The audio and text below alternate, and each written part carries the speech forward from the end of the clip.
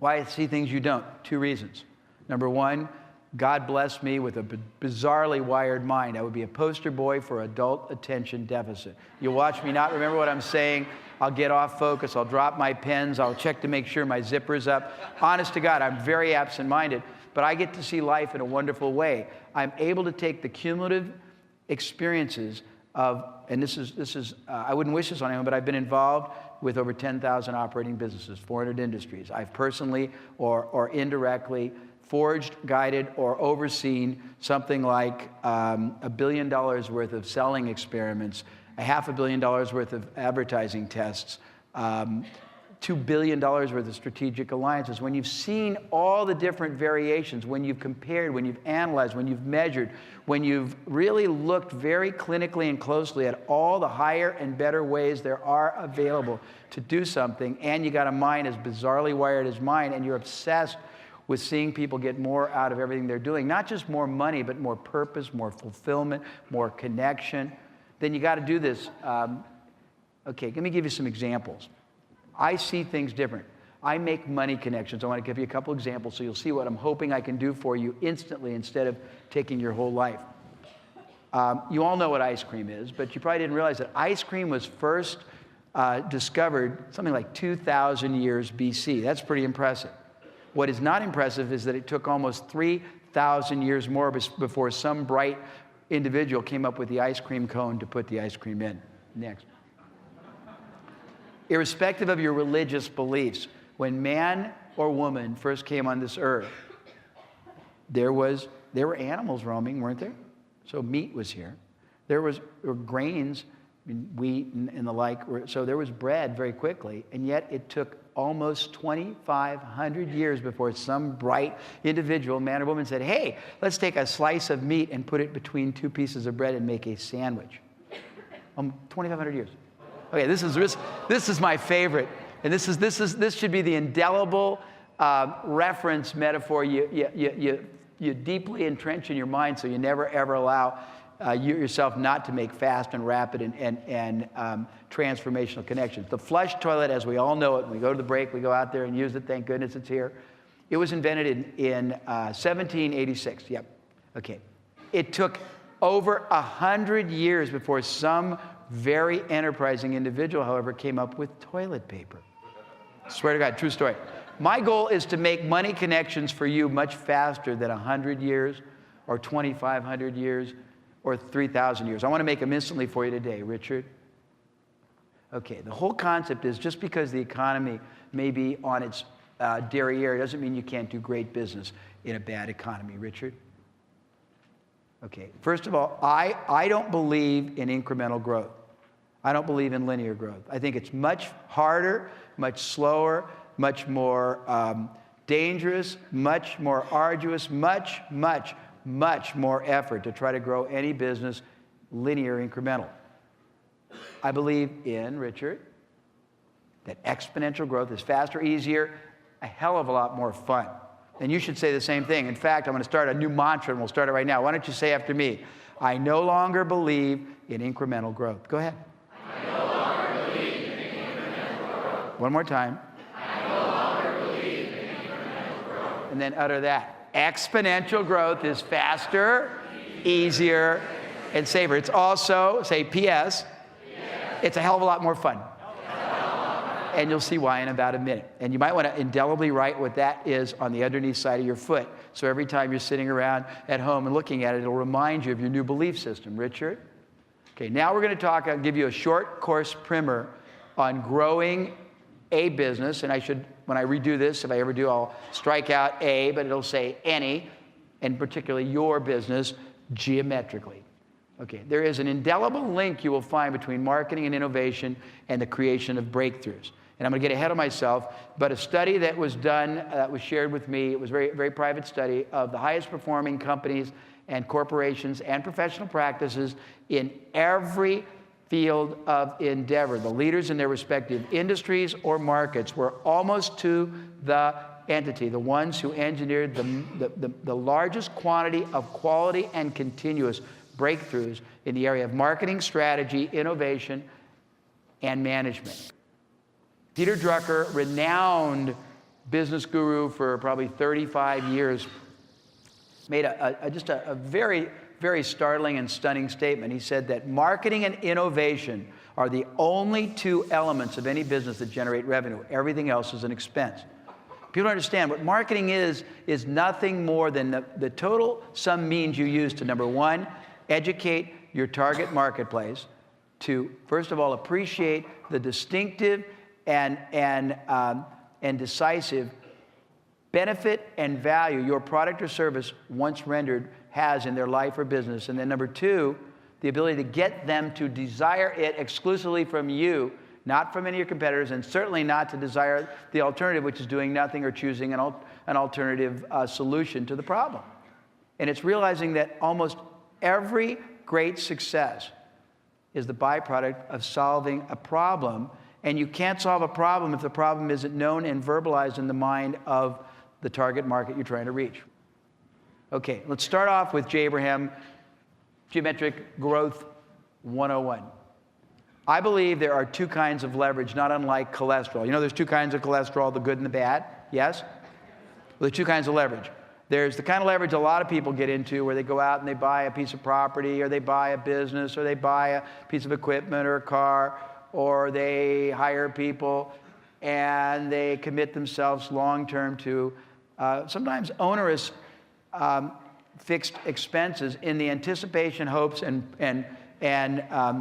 praying that it will either appreciate and they can sell it, or it'll make them, whatever the investment is, a lot more money so that they can service the debt and make a profit. It's very dangerous. If anything goes wrong, it can cost you your business, it can cost you your nerves, it can cost you your position, it can cost you an enormous amount of money. Good leverage is the kind that only gives you infinite upside potential. No matter what kind of businesses you are in, think about this for a minute. It costs you the same fixed amount to dispatch a sales force, whether they're in the field or on the phone, whether your people or whether they're manufacturers, reps, whether they get to contact 10 people today, 20 people today, 25 people today. Costs you the same to run an ad, whether it attracts 5 responses, 25 responses, 55 responses. Costs you the same to attend a trade show, whether you attract 1 out of 1,000 people walking through to your booth, 1 out of 500, 1 out of 200, 1 out of 100. Costs you the same to send a direct mail letter, whether it's designed to be a lead generator or a turnkey direct response selling mechanism, whether it evokes a 0.5% response, 1% response, 5% response.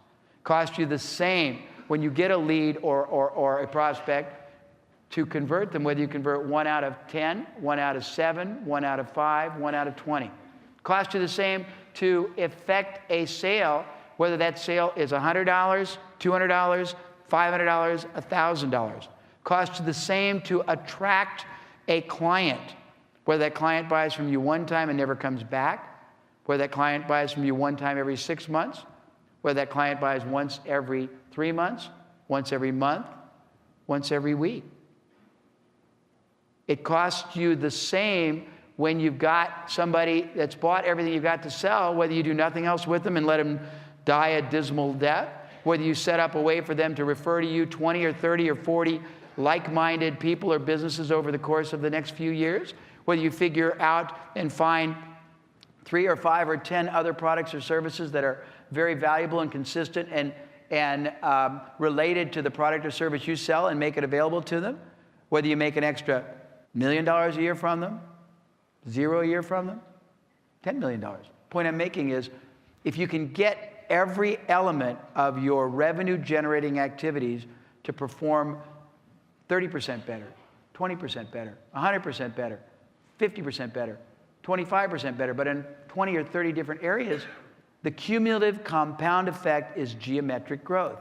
It's where you end up with hundreds or thousands of percent increase in revenue, but it's where you end up with doubling or tripling or quadrupling of that amount in what comes to the bottom line, because you normally have a very fixed expense for most of it, and just adding so much more sales just adds layer upon layer and dollop upon dollop and bushel upon bushel of more profit. Now, am I being too abstract or too fast?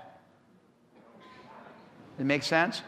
I'm trying to save you 20 years and bring it like in about 3 hours.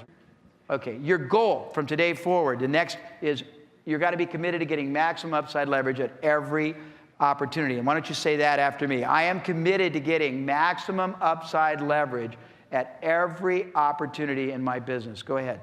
I am committed to getting maximum upside leverage at every opportunity in my business. Once more and louder. I am committed to getting maximum upside leverage at every opportunity in my business. And really start thinking about that, because this is going to transform. We're starting to build now. We're going up an exhilarating hill, and once we get to the top, the view is extraordinary. Okay, I'm going to try to do this really quick. I was very lucky. Anybody know who Deming was? Okay, well, Deming was a client. I've been lucky. I've had more clients than you can imagine in expertise. I didn't purport to have their expertise, but I had to learn the essence of what they were all about in order to be able to help them attract more clients or impact more people. And Deming was one of about 300 experts I've helped. Nightingale Conant's been a client of mine, Tony Robbins, Tom Hopkins, Brian Tracy, Robert Allen, Mark Victor Hansen, all those guys have been clients of mine. But Deming was really a transformational client of mine because I had an epiphany, and it was a profound one. Let me give you Deming 101, and I'll try to do it simply. Deming did he's the one that transformed the Japanese manufacturing machine to one of the most qualitative producers and cost-effective producers in the world. And he did it, he's a scientist. He was a statistical statistician and a PhD in statistical analysis. And what he realized was if you look at any area of any enterprise, you can break everything down to its core driving processes. Once you figure out what a process that's driving an aspect of business is, you can measure it, you can monitor it, you can quantify it, you can improve it. It means you can figure out how well it's doing, either on a performance or productivity or a negative productivity-wise. You can monitor it against other people or other divisions doing the same thing. You can quantify it. You can project forward what a change will be in it for the good or the worse, and then you can improve it. And he applied it originally in the manufacturing world. He would look at all these production lines, and one person might have a 2% reject, and somebody else might have a 7%, and somebody else might have a 0.5%. And he'd say, well, gosh, well, first of all, let's quantify. What's 7% costing us? And they'd cost it in lost goods. They'd cost it in lost labor costs. They'd cost it in unnecessary inspection, et cetera, et cetera. Then he'd say, okay, well, let's look at what we're saving in all those if we have a 0.5% like we have over here. And then he'd say, okay, let's figure that out. He was very analytical. He said, what you'll find is if you have 500 production lines out here, and you spread your line, you'll find that there's going to be this massive band of variation or variance from the highest performer to the worst. And he said, very simple. Your goal is to figure out what this person at the top of each process, performance-wise, is doing different, better, both transactionally, strategically, attitudinally, operationally, and figure out how to teach all the people at the bottom as much of this as possible. And if you do, you're going to lower the band of variance, you're going to raise the benchmark. Everyone's going to perform higher, and that's exactly what he did to Japan, and that's how Japan in a handful of years went from Schlockmeisters extraordinaire to owning the whole market back in the 70s and 80s. Well, when I met them, that's what they wanted me to do, was to help them with that side. But I had an epiphany. I thought, damn, no one has ever taken the same methodology to the revenue side. No one's ever said, hey, let's look at all the different ways people have found to generate leads, or all the different ways people have found to get an appointment, or all the different ways people have found to get someone to open their mail, or all the different ways people have found to get someone to buy, and all the different ways people have found to get someone to buy a combination of goods, or all the different ways people do things, and let's compare them and see what attributes the higher performers have, and let's try to teach those to everybody who's lower performing. And it's a mind blow. And I started developing this concept of figuring out what the driving processes were in every business. If there are multiple people doing it in that business, first figuring out who was doing it better. If there's only one person doing it, figuring out what other companies or industries were doing it better for the same time, the same effort, the same expense, and then funneling or borrowing those success processes over so I could teach them. In a local, anybody in this room have a big organization with a lot of salesmen or women? Anyone wish they did? Well, I'll give you an example because it'll be very close to home, then I'll give you a global example. This is why I want to get you excited, because what we're teaching you today might be a little slow to build the foundation, but it's going to be very exciting.